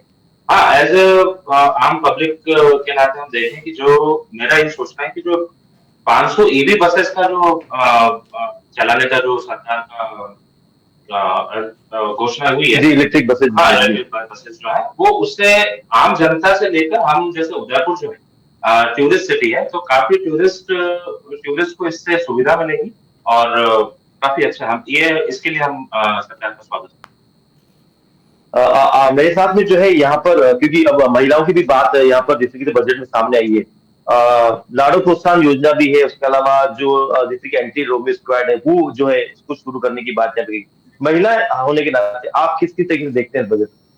देखिए, महिलाओं के लिए उन्होंने लाड़ो प्रोत्साहन योजना, अगर बेटी का जन्म होता है तो 1 लाख का सेविंग बॉन्ड उनको दिया जाएगा, plus 174 anti roaming police station में महिलाओं के लिए किया है। एंड और भी काफी योजना है जिस तरीके से यहाँ पर की एंटी रोमियो स्क्वाड है, 174 थानों में जिस तरीके से जो है महिला हेल्प डेस्क लगाई जाएगी, उसके अलावा नारी निकेतन जो है वहां पर सीसीटीवी लगाए जाएंगे। इनको किस तरीके से देखते हैं आप? महिलाओं के लिए, बेटियों के लिए और डिलीवरी पे जिन महिलाओं को पहले 5,000 रुपए दिए जाते थे, उसको बढ़ाकर 6,000 कर दिया। महिलाओं के लिए उन्होंने बहुत अच्छा घोषणाएं की है, पर रोजगार को, महिला रोजगार को लेकर सरकार ने इतना अपना वो नहीं दिखाया है। और आपको लगता है कहीं ना कहीं जो इंडस्ट्रियल जो महिला जो इंडस्ट्री जुड़ी हुई है उनको जो है कहीं ना कहीं कुछ बड़ी घोषणा होनी चाहिए, इस तरह की बात आपको यहाँ पर लगती है? अच्छा प्रवीण जी, मैं आपसे फिर से बात कर चाहूंगा, तो जो टूरिज्म जो जिस तरीके से यहाँ पर एक बड़ी घोषणा जो है 100 करोड़ रुपए की यहाँ पर की गई, क्योंकि उदयपुर जो है टूरिज्म सिटी, अब इंडस्ट्री जुड़े हुए तो जब टूरिज्म बढ़ेगा तो क्या इंडस्ट्री को फायदा मिलेगा? इस योजना को लेकर या इस घोषणा को लेकर आप क्या कहना चाहेंगे? जी, ये मेवाड़ के लिए काफी खुशी की बात है कि 100 करोड़ की जो घोषणा की सरकार ने, तो यहाँ पर टूरिज्म 100% बढ़ेगा। टूरिज्म के लिए जो देश विदेश से जो लोग आते हैं, सबसे पहले जो महाराणा प्रताप के बारे में सुना है उन्होंने, तो उनको देखने, उनके जब एरिया डेवलप होंगे या उनके सेंटर से डेवलप होंगे तो इससे टूरिज्म 100% बढ़ेगा। आनंद जी, आपसे एक सवाल मेरा यहाँ पर ये भी है कि जिस तरीके से गोगुंदा हो गया उस इलाके में जिस तरीके से अस्पताल या स्कूल इनको क्रमोन्नत करने की बात की है, कहीं मेडिकली जो है इन चीजों को जो है थोड़ा सा जो है मजबूती दी जाए, क्योंकि जो पिछड़ा हुआ एरिया है वहां पर कहना कि जी ठीक है। आप बने रहिए, रवि मल्होत्रा हमारे साथ, वापस आपके पास हम लौटेंगे। हमारे साथ में स्टूडियो से भी कुछ खास मेहमान जुड़े हुए हैं, एक बार वापस से उनका रुख कर लेते हैं। हमारे साथ में डॉक्टर अभिषेक शर्मा भी मौजूद हैं, पेशे से चार्टर्ड अकाउंटेंट हैं, उनका एक बार रुख करता हूं। अभिषेक जी, आपके जहन में कुछ सवाल हो तो आप बीके शर्मा जी से सवाल पूछ सकते हैं, क्योंकि उनके साथ भी एक बड़ा पैनल मौजूद है व्यापारियों का। जी जी जी, नमस्कार बीके जी। बीके, आप सुन पा रहे हैं हमारी आवाज? 5 बजे मतलब ठीक है, बीके से वापस संपर्क करने की कोशिश करेंगे हम, लेकिन ठीक है अभिषेक जी से मैं सवाल कर लेता हूं इतनी देर में। अभिषेक जी, मुझे ये बताइए, सड़कों के विकास को लेकर प्रावधान किया गया 1500 करोड़ का। अभी हम बात कर रहे थे, यदि पेट्रोल डीजल पर रियायत मिलती तो लोगों को लाभ मिलता, लेकिन सड़कें यदि मजबूत होती है तो जो आपका तंत्र होता है, आधारभूत तंत्र होता है, वो भी मजबूत होता है। तो इसको किस तरीके से आप देखते हैं? देखिए, मुझे ऐसा लगता है कि 1500 करोड़ जो सड़कों के डेवलपमेंट के लिए राज्य सरकार ने दिया है इस बजट लेखा अनुदान में, कहीं ना कहीं वो राशि उतनी पूरी नहीं है जितनी चाहिए थी सरकार को। पर क्योंकि आपको ये भी ध्यान रखना पड़ेगा कि जो जितने भी नेशनल हाईवेज हैं उनका डेवलपमेंट का काम केंद्र सरकार का, NHAI का है। तो 1500 करोड़ की राशि है, इसको केवल जो राज्य स्टेट सड़क है उसके कंटेक्स्ट में आपको दिखा जाना चाहिए, नंबर 1। नंबर 2, अगर आप बात करें राजस्थान में इंफ्रास्ट्रक्चर को बढ़ावा देने की, तो कुछ दिन पहले जब केंद्रीय बजट आया था उसमें हमने देखा था 9,872 करोड़ रुपए रेलवे इंफ्रास्ट्रक्चर राजस्थान के लिए केंद्र सरकार ने दिए थे। मेरी नॉलेज में शायद ये आज़ादी के बाद पहली बार इतना बड़ा बजट राज्य सरकार, राजस्थान सरकार को रेलवे इंफ्रास्ट्रक्चर मौजूद करने के लिए मिला है, और 1500 करोड़ रुपए अब राज्य सरकार ने अपने उसके लिए दे दिए। इसके अलावा केंद्र सरकार जो काम कर रही है, मुझे लगता है कि कहीं ना कहीं सरकार की प्राथमिकता है, क्योंकि सब लोग कहते हैं डबल इंजन की सरकार। जी, डबल इंजन सरकार की प्राथमिकता कहीं ना कहीं ये है कि केंद्र में और राज्य में इंफ्रास्ट्रक्चर ढांचा है उसको मजबूत की जाए। चाहे हम बात करें नए मेडिकल कॉलेज की स्थापना को लेकर, उनको स्टार्ट करने को लेकर, बात करें हम सड़क को, गांवों को सड़क से जोड़ना उसको लेकर, या हम बात करते हैं रेलवे इंफ्रास्ट्रक्चर मजबूत करने को लेकर, तो कहीं ना कहीं इंफ्रास्ट्रक्चर को मजबूत करना, डेवलप करना एक विकसित भारत, विकसित राजस्थान की प्राथमिकता है। और जो विजन लग रहा है सरकार का, वो उसी के अकॉर्डिंग उसको देखा जाना चाहिए। अभिषेक जी, एक बात और जो यहाँ पर सामने आई, वो ठीक है आप इसको सियासत से जोड़कर भी देख सकते हैं, लेकिन कर्ज जो है वो दोगुना होकर 5 लाख करोड़ से ज्यादा को हो गया। ये भी कोई एक अच्छे संकेत नहीं है राजस्थान के लिए? देखिए, कर्ज ज्यादा हो गया ये स्वाभाविक है, क्योंकि मैंने पहले भी ये कहा था कि राजस्थान की तुलना आप गुजरात और महाराष्ट्र ऐसे राज्य से नहीं कर सकते। हमारे यहाँ जो संसाधन है वो लिमिटेड संसाधन है, आय के जो स्रोत हैं वो लिमिटेड आय के स्रोत हैं। जब तक हम लोग नॉन कन्वेंशनल आय के स्रोतों पर नहीं जाएंगे तब तक हमारे पास लिमिटेड आय के स्रोतों से बड़ा खर्चा, बड़ा एक्सपेंडिचर है, चाहे वो कैपिटल एक्सपेंडिचर की बात करें, चाहे रेवेन्यू एक्सपेंडिचर की बात करें, उन्हीं से करना पड़ेगा लिमिटेड आय के स्रोत के साथ। तो कहीं ना कहीं जो भी डेफिसिट बचता है, कर्ज ही एकमात्र सरकार के पास उसका उपाय बचता है। ठीक है, लीलाधर कुमावत जयपुर से मेरे साथ जुड़ चुके हैं मेरे सहयोगी, उनके साथ में जयपुर की पूर्व मेयर और मौजूदा दौर में बीजेपी के नेता ज्योति खंडेलवाल मौजूद है। एक बार उनसे बात करिए, ज्योति खंडेलवाल किस तरीके से इस बजट को देखती हैं? लीलाधर जी दीपक, बिल्कुल सही है। आज का बजट है, बजल्ला सरकार का पहला बजट है, युवाओं पे, शिक्षा पे, किसानों को लेकर आधारित है। हम जो पूर्व महापौर है ज्योति खंडेलवाल से, उन्होंने पूरा बजट समाचार प्लस पे देखा है और हम उनसे पूछना चाहेंगे किस प्रकार का बजट लगता है। देखिए, बजट हमारे माननीय प्रधानमंत्री नरेंद्र मोदी जी के विजन का रिफ्लेक्शन नजर आता है। जिस तरीके से माननीय प्रधानमंत्री जी का एक विजन है कि हम हर व्यक्ति तक पहुंच सकें और उसे राहत पहुंचा सकें और उसकी देश के विकास में भागीदारी को सुनिश्चित कर सकें, उसी तरह का बजट दिखाई देता है। माननीय मुख्यमंत्री भजन लाल जी की सरकार का जो ये बजट है पहला, ये प्रधानमंत्री जी के उस विजन को क्लियर करता हुआ दिखता है और दिया कुमारी जी ने पूरा इसमें अपने एफर्ट्स ये डाले हैं कि वो अपने विजन को क्लैरिटी के साथ जो है वो जनता के सामने पेश कर सके। और इसके लिए मैं कहना चाहूंगी, इसमें सबसे बड़ी जो बात मुझे नजर आई कि राजस्थान जल को लेकर के हमेशा से एक चुनौती रहती है राजस्थान में, लेकिन इस पूरे बजट में अगर आप देखेंगे तो चाहे वो जल जीवन मिशन के माध्यम से हो, चाहे वो ERCP के माध्यम से हो, उसका बजट बढ़ाने की बात हो, 13 जिलों की बजाय 21 जिलों में उसका लाभ पहुंचने की बात हो, और जो भाजपा सरकार पहले जल जीवन मिशन लेकर के आई थी उसी जल जीवन मिशन को आगे बढ़ाने की बात हो, तो एक बहुत अच्छा काम जो है वो किया गया है, जिससे आगे आने वाले समय में राजस्थान जल की इस चुनौती से जो है वो पार पा सके। और दूसरी तौर पे अगर हम देखते हैं तो जैसा हम दिया कुमारी जी से एक महिला वित्त मंत्री होने के नाते उम्मीद कर रहे थे कि महिलाओं को निश्चित रूप से कुछ अच्छा लाभ मिलेगा, ज्यादा लाभ मिलेगा, तो वो इस बजट में दिखाई देता है। क्योंकि चाहे बच्ची के पैदा होने पर जो पहली प्रसव के दौरान जो है एक स्टेट बॉन्ड देना एक बहुत बड़ी बात है, जिससे बच्चों का आगे का भविष्य जो है वो अच्छा हो सके। जी देखा जाएगा, जहां तक बात की जाती है, आप महापौर रह चुकी है, जयपुर को एक नई सिटी के रूप में भी देखा जा रहा है, बनाने का कार्य भी किया जा रहा है। लीलाधर निश्चित रूप से, यदि आप मेरी आवाज सुन पा रहे हैं, रूप में जब हम देखते हैं या टूरिज्म देखते हैं दीपक जी, दीपक लीलाधर आप तो जयपुर में बहुत अपार संभावनाएं जो है वो, और चाय के साथ साथ उनको ये भी पूछिए कि जिस तरीके से जयपुर, कोटा और उदयपुर के अंदर इलेक्ट्रिक बसों का संचालन किया जाएगा, वो कितनी राहत की बात होगी पर्यावरण के लिहाज से? मेरा स्टूडियो से क्वेश्चन है, दीपक व्यास जी ने क्वेश्चन किया है कि जयपुर के साथ जोधपुर और उदयपुर में इलेक्ट्रिक बसों का भी संचालन किया है, यातायात का दबाव को देखते हुए आप क्या कहेंगे? देखिए, आज हम सब जानते हैं कि ट्रैफिक एक सबसे बड़ी समस्या हो गई, तो जयपुर में तो आप इलेक्ट्रिक बसों की तो बात कर ही रहे हैं, लेकिन साथ ही साथ मेट्रो की बात भी जो है वो इस बजट में की गई है, उसका विस्तार भी जो है उसमें किया गया है। और मेट्रो के विस्तार से निश्चित रूप से अभी भी हम देखते हैं कि लोगों को आवाजाही बहुत सुगम हो सके, पब्लिक ट्रांसपोर्टेशन के माध्यम से एक सुलभ साधन उनको उपलब्ध हो सके, वो काम जो है वो मेट्रो के माध्यम से हो रहा है, तो निश्चित रूप से उसके विस्तार की बात यहाँ पर की गई है। बहुत शुक्रिया आपका, आप चाय का स्वाद चखिए और हमारे जो दूसरे मेहमान है उनका रुख हम कर लेते हैं। हमारे साथ में अभिषेक जी जुड़े हुए। अभिषेक जी, बीके शर्मा हमारे साथ जुड़े हुए, आप उनसे कुछ सवाल पूछ सकते हैं। नमस्कार बीके जी, मेरी आवाज आप तक पहुंच रही है? ये ट्रैफिक अभिषेक जी, आप आज दोहरी भूमिका में हैं और विश्लेषक भी हैं बजट के और साथ ही आपको एंकर भी हैं, तो यहाँ पर भी उद्योग और व्यापार के बहुत सारे लोग हैं। 40 की ओर से यहाँ अग्रवाल कॉलेज में ये किया गया है, तो आप अगर कोई बात आप पूछना चाहते हैं तो यहाँ अलग अलग लोग हैं, उनसे हम पूछ सकते हैं, क्योंकि खासतौर से एमनेस्टी स्कीमों की बौछार इसमें की गई है, तो विवादित मामलों को कम करने के साथ में शायद कुछ रेवेन्यू भी सरकार को मिले, तो ये प्रयास इस बजट में किए गए हैं। अभिषेक जी बीके जी, अगर आपके आसपास कोई बिल्डर हो वहाँ प्रोग्राम में, तो मैं एक प्रश्न पूछना चाहूँगा कि जिस तरह सरकार ने रोड इंफ्रास्ट्रक्चर के लिए 1500 करोड़ दिए हैं, साथ ही सरकार ने अटल इनोवेशन सेंटर बनाने की बात करी है कुछ डिस्ट्रिक्ट्स में, सरकार ने हाईटेक सिटी बनाने की बात करी है जयपुर के पास में, लैंड टैक्स माफ़ करने की बात करी है, स्टाम्प ड्यूटी में पेंडिंग जो मैटर्स हैं, लिटिगेशन मैटर्स, उनको ख़त्म करने की बात करी है, तो क्या ऐसा लगता है कि राजस्थान में, जयपुर में या पूरे राजस्थान की बात करें, ज़मीन की जो प्राइजेज हैं, जो कीमतें हैं, कहीं उसमें इजाफा होगा सरकार की इन घोषणाओं से?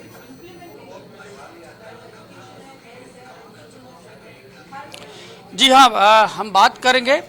यहाँ पर कुछ युवा उद्यमी हैं और उसमें से खास तौर से अगर रियल एस्टेट की बात करें, क्योंकि रियल एस्टेट बहुत सारे सेक्टर में, अगर रियल एस्टेट में बूम आता है तो बहुत सारे सेक्टर्स में को ग्रोथ मिलती है। उसके लिए कई सारी घोषणाएं की हैं। राजस्थान के जयपुर के पास में ही एक हाईटेक सिटी की घोषणा की है, अनुसंधान केंद्र की बात की है। आप बताएंगे कि सुनील जी, इससे क्या बेनिफिट होगा और हो सकता है कीमतें बढ़ जाएं इसकी वजह से, अगर इससे ग्रोथ आती है रियल एस्टेट में? तो देखिए, हाईटेक सिटी की डिमांड राजस्थान की जनता काफ़ी दिनों से कर रही थी। वो होनी कहाँ थी, कब होनी थी, किस लिए होनी थी, ये उसका आज एक उद्घोषणा होना भी बहुत बड़ी बात है। क्योंकि 22 साल के बाद राजस्थान को फुल टाइमर एक वित्त मंत्री मिलना, ये हमारे लिए भी सौभाग्य की बात है कि क्योंकि मुख्यमंत्री के कंधों पे काफ़ी भार होता है, उसको सत्ता भी देखनी पड़ती है, संगठन भी देखना पड़ता है, प्रदेश की जनता को भी देखना पड़ता है, तो उसके पास समय अभाव होने के कारण वित्त एक प्रदेश का, सत्ता का, संगठन का सबसे महत्वपूर्ण डिपार्टमेंट होता है। उसके लिए फुल टाइमर इनको मंत्री देना, हम उसका लिए उनका सादर धन्यवाद करते हैं। अब रही जहाँ तक एक हाईटेक सिटी की बात,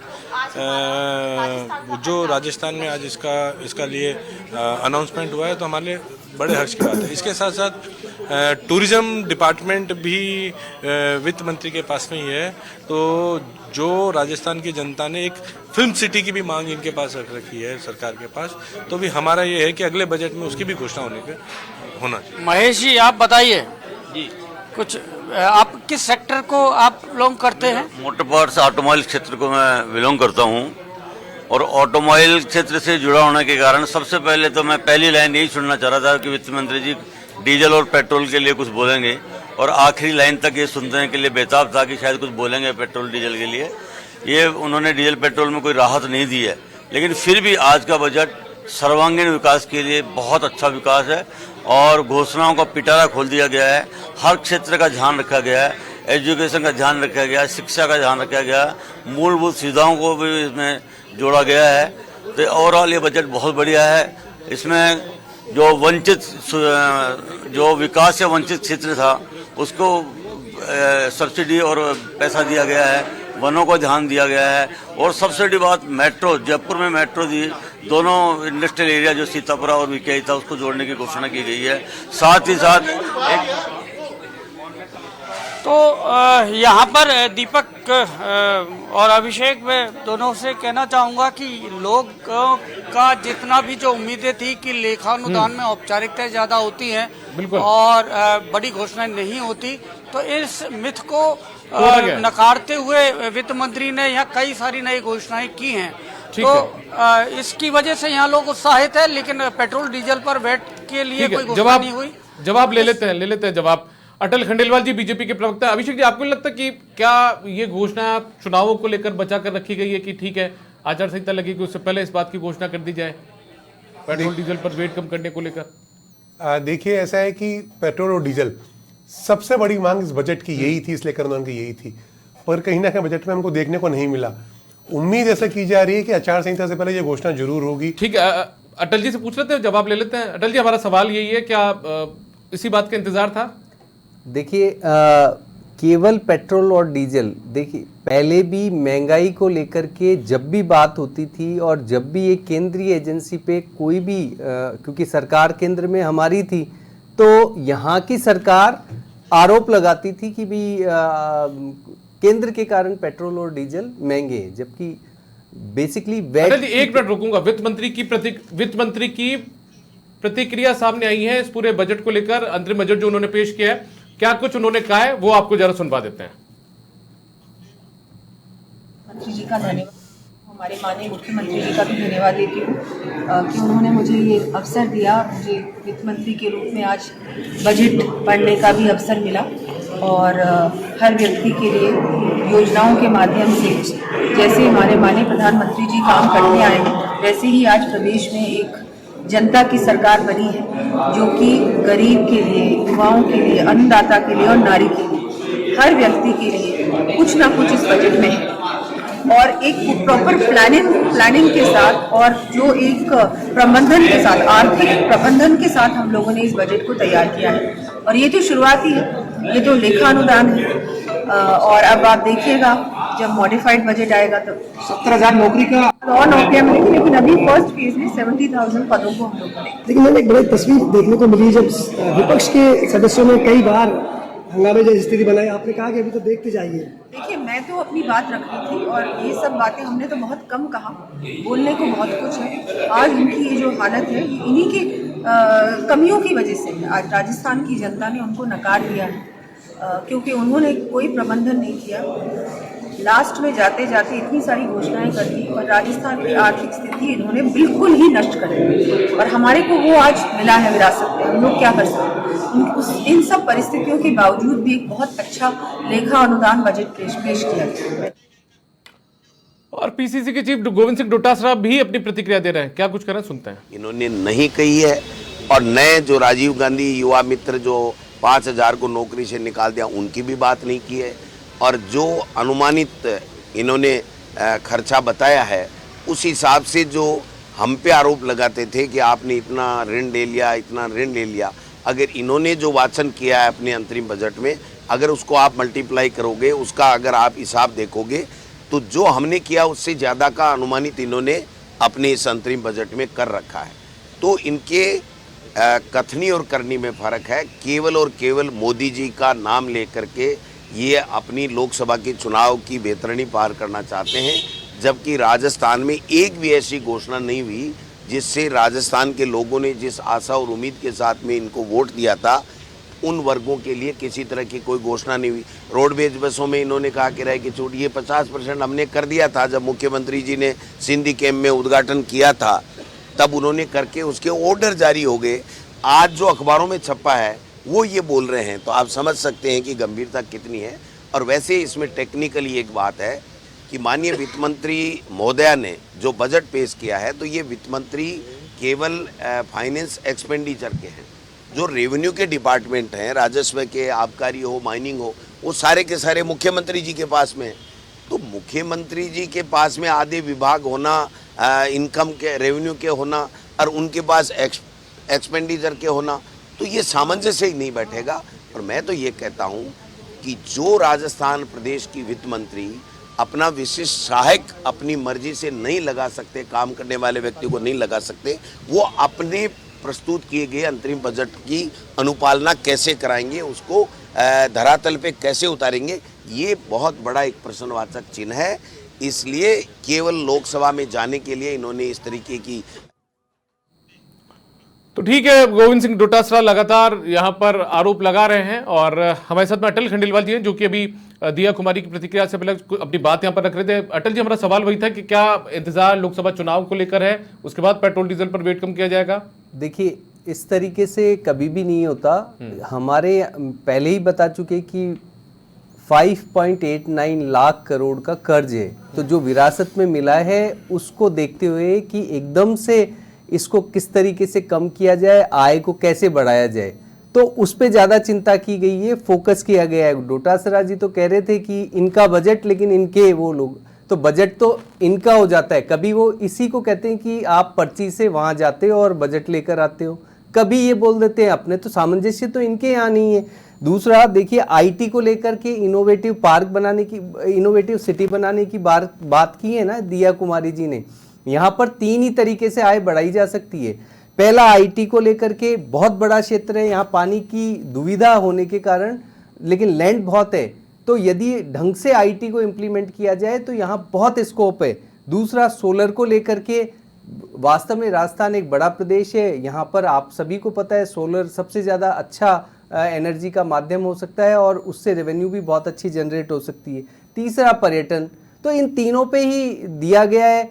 आज गरीबों को लेकर के भी हम 4 लोगों की बात करते हैं और इस बजट में भी उन्होंने किया है, महिला, युवा, किसान और गरीब, चारों के लिए इस बजट में जो दे सकते थे। एंट्रिम बजट है, एंट्रिम बजट के अंदर बहुत से कारण होते हैं कि आपको बहुत लिमिटेड फोकस करना चाहिए, और दिया कुमारी जी ने तो बोला ही है ना, अभी पूर्ण बजट आने दीजिए। सर लेकिन बजट आने पर सर लेकिन चुनाव के दौरान जो भाषणों में बातें की गई थी, उत्तर प्रदेश की, हरियाणा की, दूसरे राज्यों की तुलना की गई थी राजस्थान में पेट्रोल डीजल से, और कहा ये भी कहते हैं कि राजस्थान में सरकार आती है तो उस पर लेकिन दीपक जी मैं आपसे पूछना चाहता हूं कि क्या पेट्रोल डीजल कम होने से क्रिमिनल स्टेट से पीसफुल स्टेट बनेगा क्या? तो पहली हमारी प्रायोरिटी क्या थी कि ये राजस्थान को जो क्रिमिनल स्टेट बन चुका था उसको पीसफुल बनाना पहली प्रायोरिटी थी। दूसरी प्रायोरिटी हम लोगों की थी कि जो युवा है उस वर्ग को जिस तरीके से न्याय नहीं मिला उसको न्याय मिलना चाहिए और त्वरित मिलना चाहिए। आप और देखिए, स्वास्थ्य को लेकर के भी हमारा था कि इनका कुप्रबंधन आड़े आ रहा था। चिरंजीवी स्कीम से हमको कोई प्रॉब्लम नहीं थी, हमने कभी भी नहीं कहा। लेकिन आयुष्मान कर दिया उसका। नाम इसलिए बदलना पड़ा कि जब आप डबल इंजन की सरकार है, सेम स्कीम है, आयुष्मान भारत वहां चल रही है, यहाँ पर ये आयुष्मान मतलब चिरंजीवी, दोनों में कॉन्फ्लिक्ट होता। अब दोनों को एक कर दिया गया है और इसके अंदर दूसरे वर्गों को भी शामिल कर लिया जाएगा, उसी एस्पेक्ट को देखा जा रहा है। तो ये सब देखिए, रोड में अभी हमको बने मुश्किल से 2 महीना हुआ है, तो 2 महीने की ही बात है, और एक एक एस्पेक्ट को हम देखते हुए लगातार आपसे ये हम जनता के साथ अपनी बात कहते हैं कि जो वो चाहते हैं वो सब कुछ मिलेगा, बट थोड़ा सा धैर्य रखिए। ठीक है राजेंद्र आर्य जी, आप लोगों की सरकार का वित्तीय कुप्रबंधन लगातार आरोप इस बात को लेकर लगता है। देखिए दीपक जी, वित्तीय कुप्रबंधन अगर होता तो हम विकास दर के अंदर देश के अंदर नंबर 2 पे नहीं आते। हमारी विकास दर जो कि 11.02% हुई, जो कि पूरे देश में दूसरे नंबर पे थी। फर्स्ट नंबर पे आंध्र प्रदेश, और खासकर ये जो उत्तर भारत वाला इलाका है उसमें हम नंबर 1 पे हैं। तो ये बार बार कहते हैं, लेकिन हाँ यहाँ पे लिमिटेड रिसोर्सेज, भौगोलिक विषमता, तमाम तरीके की जो पाबंदियां हैं, किसी भी सर्विस को डिलीवर करना है तो उसमें बहुत एक्स्ट्रा कॉस्ट लगती है। इवन ट्रांसपोर्टेशन बहुत बड़ी चीज़ है। तो यहाँ पर जिस तरीके से जीएसटी लगने के बाद में राज्यों की आय पे बड़ा भारी जो तलवार चली, उसके बाद में जीएसटी को लेकर जिस तरीके से हमने लगातार मांग की कि भाई हमें उसका कॉम्पनसेशन दिया जाए और उसके बाद उसकी लिमिट भी बढ़ाई जाए, और उसके बाद में केंद्रीय योजनाओं में जो राज्यों का अनुपात होता वो भी लगातार इस सरकार ने घटाया। तो आज हम ये चाहते हैं कि भाई अब राजस्थान में आप कह रहे हो डबल इंजन की है चाहे ट्रिपल इंजन की है, पता नहीं इंजन कौन सा फेल है कौन सा चल रहा है भगवान जाने, लेकिन आप राजस्थान जैसे राज्य को सहायता प्रदान करें। और उससे क्या है कि, और जल जीवन मिशन में भी ये कहते हैं केंद्र सरकार अपनी पीठ थपथपाता है। आपको पता है जल जीवन मिशन में 50% केंद्र का है, 50 राजस्थान का है, लेकिन राजस्थान पूरा का पूरा उस योजना को इंप्लीमेंट करता है, चाहे लैंड एक्विजिशन की बात हो, चाहे उसमें पूरा स्टाफ हो। उसके बाद भी आप कहते हो नहीं साहब केंद्र की योजना। मैं ये पूछना चाहता हूं, आप अगर 60-70-30 करते या 90-10 करते तब तो हम आपकी योजना मानते, लेकिन आप राज्य को जैसे सर वक्त की कमी है। एक बार अभिषेक जी आप कुछ कह रहे थे बीच में। मैं एक प्रश्न पूछना चाहूंगा राजेंद्र जी से कि सर हम लोग पर्यटन की बात करते हैं राजस्थान में, धार्मिक पर्यटन के लिए 300 करोड़ दिए हैं, 20 राजस्थान के मंदिर 30 लाख जीर्णोद्धार करने के लिए। आपको लगता है पर्यटन बढ़ावा मिलेगा इससे, या कहीं कुछ और करना चाहिए था सरकार को? देखिए अभिषेक जी, आपको पता है कि 22-23 के अंदर हम नई पर्यटन नीति भी लाए और हमने पर्यटन को उद्योग का दर्जा भी दिया। आपको पता होगा 13 से 18 जब वसुंधरा जी की सरकार थी तो ये पर्यटन विभाग के जितने भी डाक बंगले थे या जो हमारे रिजॉर्ट्स थे वो सारे बिकने की स्थिति में आ गए थे, उनके टेंडर तक हो चुके थे। हमने उस पूरे कार्यकाल के अंदर उन संपत्तियों को बचाया और उनको वापस से लाए, चाहे पैलेस ऑन व्हील की बात हो और पर्यटन को उद्योग का दर्जा देने के बाद में। और आप जिस धार्मिक और स्पिरिचुअल टूरिज्म की बात करते हो, चाहे आपका गोविंद देव जी का मंदिर हो, चाहे तमाम जो हमारे बड़े मंदिर है, चाहे रामदेवरा हो, उन सब के अंदर बड़े बड़े जितने भी सभी तरफ जो है, चाहे सालासर बालाजी का हो, चाहे आपके खाटू श्याम जी हो, मदन मोहन जी हो, उधर केला देवी हो, उन सब के लिए कुछ ना कुछ बहुत सारा बजट दिया गया। अगर 23-24 का बजट पढ़ेंगे तो ये तो इन्होंने तो वापस वही का वो कॉपी पेस्ट मार दिया है, जबकि इनका खुद का कोई इसमें विजन नहीं है। पर्यटन को लेकर सरकार पूरी तरीके से गंभीर थी और उसी वजह से पर्यटन के तमाम जो हमारी प्रॉपर्टीज हैं वो बच गई, अदरवाइज भाजपा होती तो बिक जाती। अटल जी कुछ कह रहे थे आप? देखिए, केवल दो बात कहूंगा। जल जीवन मिशन में आप कह रहे हैं बहुत सारा काम किया। जल जीवन मिशन में 33वें नंबर पे है हमारा स्टेट। ये आज ही दिया कुमारी जी ने कहा है अपने भाषण में। पहली बात, अनियमितताएं तो आपने देखी। दूसरी बात, जीडीपी में ये कह रहे हैं सेकंड नंबर पे है। आप फिर उलझाने की कोशिश कर रहे हैं। दीपक जी आप भी बता दीजिए और राजेंद्र जी आप भी बता दीजिए, जीडीपी खुद की अपने से ही कंपैरिजन, डेप्ट के अंदर राजस्थान सेकंड नंबर पे है। जीडीपी भारत सरकार का कर्जा भी तो देख लो ना। मैं अगर 10% मैं 10 नंबर लाया 100 में से और एक स्टेट 83 नंबर लाया, 83 से वो 85 हुआ और मैं 10 से 22 हो गया, तो मैं कहूंगा आप पेट्रोल डीजल 12% घटा दीजिए। नंबर 2 आप केंद्र में घटाते नहीं, एक्साइज ड्यूटी आप घटाते नहीं, जबकि आपने 14 से लेकर जनता को अब क्यों तक आप बताइए ना, 8-8 गुना नंबर 2 बढ़ा चुके हैं। आप नंबर 2, जीडीपी में तो आप 12वें नंबर पे खड़े हो। अरे आप तो गलत बात मत करो। आप भारत सरकार की डेब्ट की स्थिति देखी क्या? 67 साल में 55 लाख करोड़ लिया सरल और अब आपका 205 लाख करोड़ का हो गया। 205 लाख करोड़ किसकी वजह से हुआ बताइए? 205 लाख करोड़ किसकी वजह से हुआ? मोदी जी की। जबकि सबसे ज्यादा रेवेन्यू कलेक्शन हो रहा है डायरेक्ट टैक्स से। इसमें भी मैं आपको एक बात कह दूं के अंदर जो कर्जा हुआ ना 205, देखिए आप कह रहे हो 205, सुन लीजिए 164 करोड़ ऋण है भारत सरकार पे, 44 करोड़ स्टेट का ऋण है, 200 तो स्टेट को स्टेट के ऋण की गारंटी भी केंद्र सरकार की है, रिजर्व बैंक की गारंटी देता है, केंद्र सरकार राज्य सरकारों को कहती है कि आप ऋण ले लीजिए। अरे सुनो तो आप राज्यों की बात करते हो, राज्यों को आप पैसा दोगे नहीं और केंद्र सरकार कहती है आप ऋण ले लीजिए। विदेशी ऋण 47% है, आपको पता होना चाहिए राज्य सरकारों को केंद्र सरकार ने बाध्य किया है जो होता है किसी भी देश में सहायता नहीं देंगे, आप ऋण ले लीजिए। विदेशी ऋण कितना हुआ वो इम्पोर्टेंट है और विदेशी ऋण हमारा 47% ही है। सर एक बार मैं कोटा चल चलता हूँ। कोटा से रवि सिंह मेरे सहयोगी मेरे साथ लाइव जुड़े हुए हैं, एक बार उनका रुख करते हैं। रवि, कोटा में आप कहाँ मौजूद हैं और कौन लोग आपके साथ मौजूद हैं वो भी बताइए और जानिए उनसे प्रतिक्रिया इस अंतरिम बजट को लेकर, लेखानुदान को लेकर।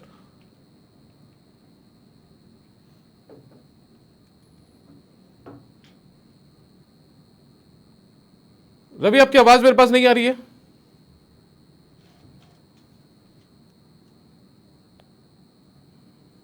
जी दीपक, बिल्कुल बता दें कि इस वक्त हम गवर्नमेंट कॉलेज में खड़े हुए हैं। गवर्नमेंट कॉलेज के ये युवा है, इन्हीं से जानते हैं बजट में क्या कुछ युवाओं के लिए घोषणा हुई है, युवाओं के साझा किया है, तो युवा की प्रतिक्रिया क्या है युवाओं से ही जानते हैं। जी बिल्कुल, युवाओं के लिए भी कई घोषणाएं की गई है, किस तरीके से देख रहे हैं पूरे बजट को?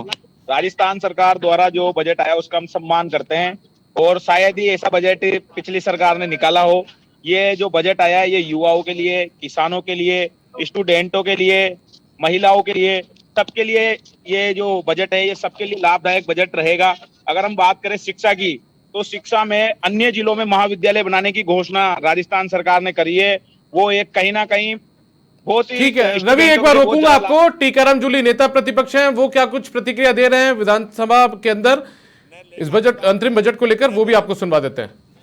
पेश लेखानुदान करना था, लेकिन लोकसभा चुनावों को देखते हुए कुछ उसके अंदर तड़का डालने के लिए कुछ घोषणाएं की।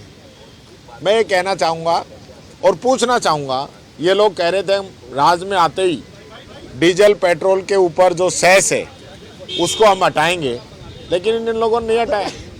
जिसके लिए उम्मीद कर रहे थे, सब लोग बड़ी उम्मीद कर रहे थे कि आज डीजल पेट्रोल पे जो सेस वेट जो लगा हुआ है उसको सरकार कम करेगी, लेकिन उसको कम नहीं किया। केजी से पीजी तक की शिक्षा फ्री करने की बात कर रहे हैं। बजट के अंदर क्या प्रावधान किया है? 1 रुपए का प्रावधान है क्या? और मैं फिर पूछना चाहता हूँ, केजी से पीजी के अंदर बच्चों से कौन सी फीस ली जा रही है?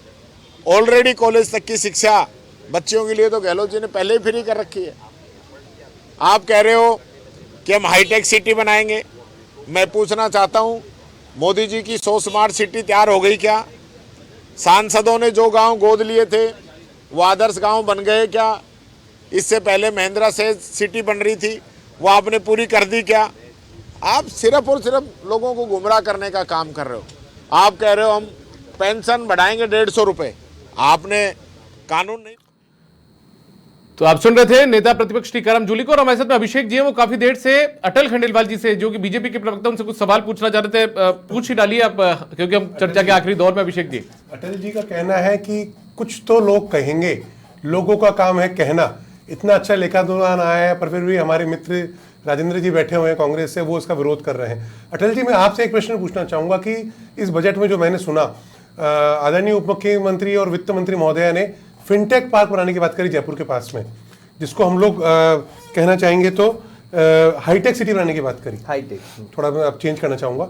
तो मैं आपसे पूछना चाहता हूं कि पिछली सरकार ने एक फिनटेक पार्क बनाने की घोषणा करी थी, जमीन भी अब तो कोई काम भी चल रहा है, उस योजना का क्या होगा? देखिए, बेसिकली अभी तक ये जो घोषणा की है, या उसी फिनटेक पार्क को बदल के हाईटेक सिटी कर दिया गया है। देखिए, इस चीज के लिए एक बार बजट की पूरी कॉपी आ जाने दीजिए। उसके अंदर उन्होंने उसको समग्र रूप से देखा होगा कि वहां पर क्या था और किस तरीके से था, अलोकेशन ऑफ लैंड क्या थी, उसमें क्या क्या होने वाला था, और उसी को लेकर के और देखना पड़ेगा कि हाईटेक के अंदर, चाहे फिनटेक हो, हाईटेक हो, इन सब में आईटी से रिलेटेड कुछ ना कुछ अच्छी योजनाएं होंगी। तो उसका स्पष्टीकरण जब वो पूरा ब्रीफ आ जाएगा तो उसके बाद ही दिया जा सकता है कि उसमें उसको लिया गया है या अलग से कुछ किया गया है। बट ये निश्चित है कि आईटी को लेकर के हमारी माननीय वित्त मंत्री जी बहुत ही सजग हैं। राजेंद्र जी, आप कुछ कहना चाहेंगे इस बारे में? देखिए, आपको पता है जैसा कि पिछले बजट के अंदर तमाम तरीके की यूनिवर्सिटी, चाहे मारवाड़ मेडिकल यूनिवर्सिटी की बात हो, चाहे यहाँ पे भी मेडिकल यूनिवर्सिटी की बात हो, चाहे दिव्यांग यूनिवर्सिटी की बात हो, ये तमाम यूनिवर्सिटीज़ की जो बातें की गई थी इस बजट के अंदर उनको नहीं कहा गया, जो क्योंकि उसके अब चूंकि उस वक्त राजेंद्र जी, मेरा प्रश्न फिनटेक पार्क और हाईटेक सिटी से रिलेटेड है। वही मैं कहना चाह रहा हूँ ना कि आपने जो सवाल किया ना, उस सवाल पे ये सही जवाब नहीं दे पाए। कारण ये है कि इनकी जो मंशा है ना, वो यही है कि पूर्ववर्ती किए हुए काम के ऊपर अपना नाम बदल के उस पर लेबल लगा दो। ये पूरी तरीके से वो कर रहे हैं। अभी तक पिछली मोदी सरकार भी 10 सालों से यही कर रही है, जो पुराने काम चल रहे थे। जबकि हकीकत ये है दीपक जी कि ये उज्ज्वला योजना के अंदर ये कह रहे हैं ना साहब, हम 450 रुपए में सिलेंडर दे रहे हैं। तो अभी 4 तारीख को ये खबर छपी थी जिसमें 5,94,000 उज्ज्वला के आवेदन आए, जिसमें से 4 लाख पेंडिंग है। तो आज इस बड़े वादे की सच्चाई तो धरातल पर यह है, किसी भी तरीके की कोई भी राहत लोगों तक उज्ज्वला के माध्यम से भी नहीं पहुंच रही। उज्ज्वला तो अब पूरे देश के लिए ही होनी चाहिए ना। बोल रहे हैं ना कि 73 लाख लोगों को उज्ज्वला देंगे तो देंगे। आप कह रहे हो नहीं, आपने कहा हमने दे दिया। आपने तो उस दिन वहां पे फोटो सेशन करा के सिलेंडर का फोटो लेके फोटो भी खिंचवा दिए। लोग उसके अंदर नहीं, देखिए उज्ज्वला के कनेक्शन आपको पता है, एलिजिबिलिटी यो थोड़ी कोई रैंडमली। एक बात सुनिए अटल जी, एक बात सुनिए, उज्ज्वला क्राइटेरिया से ही मिला था। अब कौन सा क्राइटेरिया चेक करना चाहते हैं? उज्ज्वला के जो लाभार्थी थे वो एनएफएस वाले ही थे, जो नेशनल फूड सिक्योरिटी में आते हैं वही थे, और जो बीपीएल थे वही आते हैं। देखिए, उसी के अंदर बहुत सारा भ्रष्टाचार हुआ, उसको देखा क्यों नहीं जाएगा? उसको देखना ही पड़ेगा। आयुष्मान भारत में भी है, तो आप उसको कैसे यहाँ राजस्थान में लागू करेंगे? ठीक है, मैं एक बार कोटा, इसलिए तो बेकार। मैं एक बार कोटा से रवि सिंह मेरे साथ जुड़े हुए हैं। रवि, एक बार आप अपनी प्रतिक्रिया ले लीजिए, जो आपके साथ युवा मौजूद है उनके साथ में बात करिए। कुछ युवा और मौजूद है, इनसे भी बात करने की कोशिश करते हैं। बजट पेश हुआ है, युवाओं को कहीं ना कहीं इसमें जो है राहत दी गई है। किस तरह के देख रहे हैं पूरे बजट को? राहत तो दी गई है, पर जो हमें आशा थी कि बजट में कई तरह की ऐसी घोषणाएं भी की जाएगी, इसमें छात्रों के लिए हित की बात होगी। हमें आशा थी कि कोटा में छात्रों के लिए कुछ हॉस्टल्स भी दिए जाएंगे, और जो राजीव गांधी युवा मित्र के हमारे युवा भाई कई दिनों से 5,000 से ज्यादा युवा शहीद स्मारक जयपुर में बैठे हुए हैं। हमें आशा थी कि चाहे सरकार योजना का नाम ही बदल के योजना दोबारा चालू कर देती, पर वो युवा बेरोजगार नहीं होते। कहीं ना कहीं रोजगार के लिए भी, युवाओं के लिए भर्ती के लिए भी घोषणा की गई, इसमें उसको किस तरीके से देखते हैं आप? अच्छी बात है, घोषणाएं तो बहुत की जाती है, पर वो पूरी होंगी तब हम उसे घोषणा मानेंगे, जब हम उसे सौगात मानेंगे। आप किस तरह देख रहे हैं पूरे बजट को? युवा है, आप कॉलेज में भी, जो नया सरकार आया है। चलिए रवि, बहुत शुक्रिया आपका इस तमाम जानकारी के लिए। आप जुड़े लोगों के साथ बातचीत करिए। अभिषेक जी, आखिरी टिप्पणी आपके बजट को लेकर बहुत संक्षिप्त। सर देखिए, ये लेखानुदान में घोषणाएं तो काफी अच्छी हो गई है। अब देखना पड़ेगा कि सरकार अगले कुछ महीनों में इन घोषणाओं कैसे अमली जमा पहना पाती है, बहुत इंपॉर्टेंट है। चलिए, बहुत शुक्रिया अभिषेक जी आपका, राजेंद्र आर्य जी, अटल खंडेलवाल जी, आप तीनों का बहुत शुक्रिया। साथ में रवि, आप हमारे साथ जुड़े, लीलाधर, रवि बिश्नोई, उदयपुर से रवि मल्होत्रा, आप तमाम सहयोगियों का बहुत शुक्रिया। फिलहाल इस खास पेशकश में इतना ही, इजाजत दीजिए, नमस्कार।